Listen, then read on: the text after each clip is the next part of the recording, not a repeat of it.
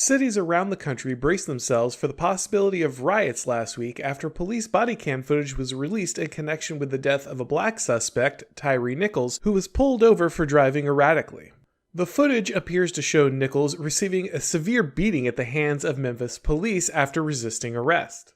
As with so many of these instances, it's not wise to rush to judgment, but the available video seems rather damning for the officers involved. The injuries from the beating would later prove fatal, and the shocking footage of violence created the perfect powder keg, another instance of police brutality against a black suspect, just like the ones that triggered riots in the summer of 2020. The narrative of callous white authorities victimizing black suspects due to racism seemed ready to explode into the streets once more. There was only one problem. All the police officers involved in the beating were themselves black. The narrative around policing from the left has been very clear. Police brutality towards black suspects is common and exists due to the individual racism of the officers involved and the institutional racism baked into the practice of American policing in general. Anytime footage like this surfaces, the media prepares its talking points about white supremacy and systemic racism and drones on and on about both topics endlessly. The police chief in Memphis is a black woman. So were the two police chiefs before her. The officers caught on film delivering the fatal beating to Nichols were all black.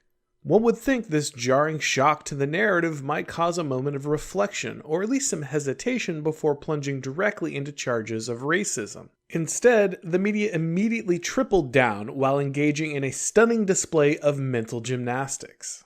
Progressive columnists and CNN panelists wasted no time launching into tirades explaining that white supremacy and racism had killed Nichols.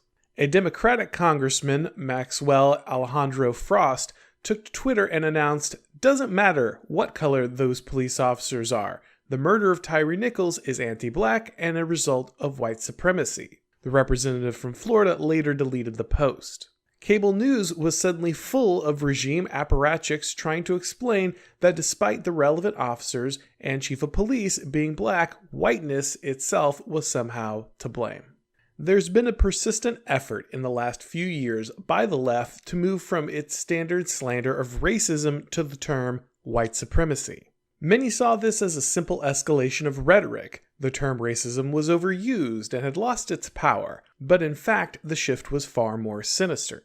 Racism was a term most people understood very plainly. It was prejudicial harm done to another person based on skin color.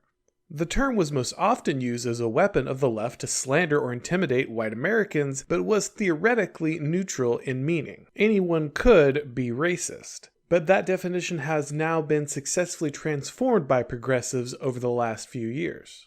First, the left reconstituted the meaning of racism as power plus privilege. A person of lower economic standing could not be racist because he or she did not have power. It didn't matter if a black or Hispanic person exhibited prejudiced behavior because they did not have the power necessary to be racist. People of European descent, however, were always in possession of white privilege. They were always in possession of the power component of power plus privilege, and therefore could always be accused of racism. Demographics who are reliable Democrat voters were incapable of racism. Those who were more likely to be GOP voters were always capable of racism. This is an incredibly powerful narrative construction in a society where the charge of racism is considered one of the most scandalous sins imaginable, an accusation that regularly destroys the lives of those it's leveled against. Shifting the definition of racism was a powerful move by progressives, but it wasn't enough. Americans had been sold a system of affirmative action on the basis that racial representation would alleviate the residual inequality and solve many of these issues. The average citizen was told that America was institutionally racist because racial minorities had been denied positions of power, and that once they were equally represented in these institutions, the issues would be solved.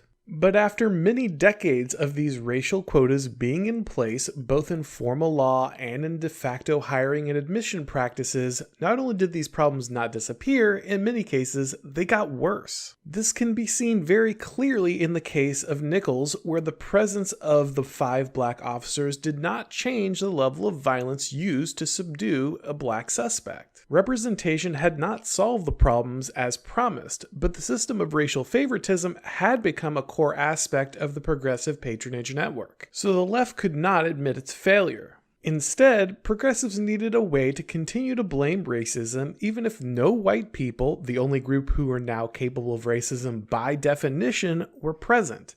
This meant that whiteness needed to become a disembodied menace capable of plaguing any institution, even if most or all of those involved in that institution were non-white. There's now a mountain of academic jargon around the concepts of whiteness or white supremacy as disembodied systems of oppression.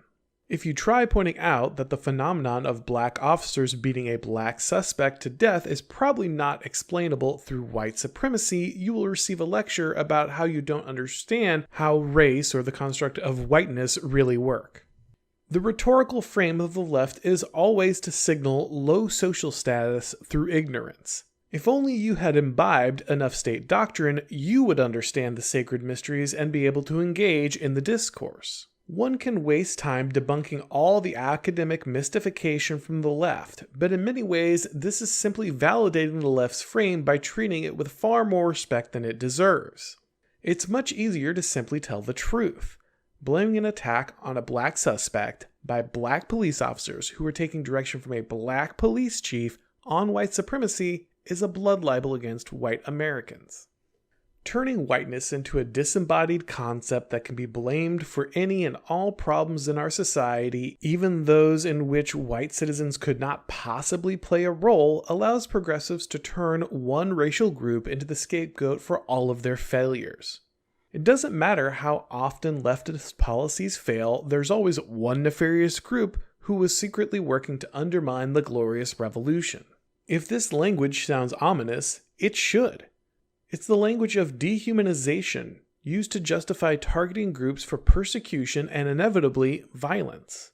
It's the sound of Rwandan radio encouraging hatred toward the enemy, and the intention is all too clear. While white Americans are the primary target of disparagement, black Americans should also be insulted by the language as well. The narrative of white supremacy being responsible for every negative action a black American takes is simply a woke reconstruction of the white man's burden.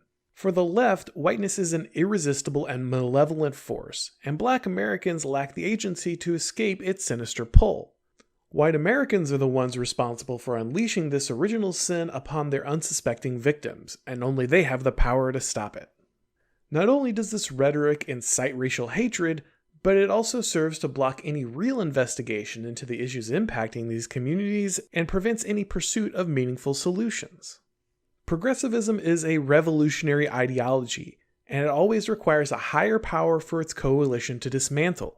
Even as the left solidifies control over the government, corporations, media, academia, and every other major institution in American life, it needs to play the underdog to a more powerful evil. The left is capturing every power center and using its might to implement the policies it promised, but life for Americans is getting much worse, and the conflicts for which progressives promised resolution seem to stubbornly persist. Failing regimes often seek a scapegoat for their failure, something to direct animus towards when the ruling elite are out of answers. And when the target is a specific racial group, the results are always grim.